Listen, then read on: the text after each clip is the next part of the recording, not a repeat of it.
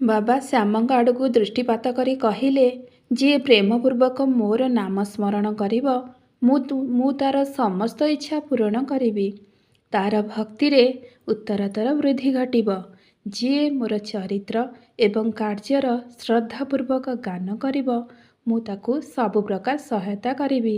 ଯେଉଁ ଭକ୍ତଗଣ ହୃଦୟ ଓ ପ୍ରାଣ ସହକାରେ ମୋତେ ଚାହାନ୍ତି, ସେମାନଙ୍କୁ ମୋର କାହାଣୀ ଶ୍ରବଣ କରିବା ମାତ୍ରକେ ସ୍ୱାଭାବିକ ଭାବେ ପ୍ରସନ୍ନତା ପ୍ରାପ୍ତି ହେବ।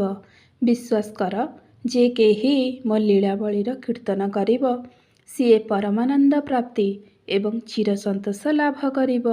ଏହା ମୋର ବୈଶିଷ୍ଟ୍ୟ। ଯେ କେହି ଅନନ୍ୟ ଭାବରେ ମୋର ଶରଣାପନ୍ନ ହୁଏ, ଯିଏ ଶ୍ରଦ୍ଧା ସହକାରେ ମୋର ପୂଜନ, ନିରନ୍ତର ସ୍ମରଣ ଏବଂ ମୋର ଧ୍ୟାନ କରେ, ତାହାକୁ ମୁଁ ମୁକ୍ତି ପ୍ରଦାନ କରିଦିଏ। ଯିଏ ନିତ୍ୟ ପ୍ରତିଦିନ ମୋର ନାମ ସ୍ମରଣ ଏବଂ ପୂଜନ କରି ମୋର କଥା ତଥା ଲୀଳାମାନଙ୍କର ପ୍ରେମପୂର୍ବକ ମନନ କରିବ, ସେହିପରି ଭକ୍ତମାନଙ୍କଠାରେ ସାଂସାରିକ ବାସନା ଏବଂ ଅଜ୍ଞାନ ରୂପକ ପ୍ରବୃତ୍ତି କିପରି ରହିବ? ମୁଁ ସେମାନଙ୍କୁ ମୃତ୍ୟୁ ମୁଖରୁ ବଞ୍ଚାଇ ନିଏ।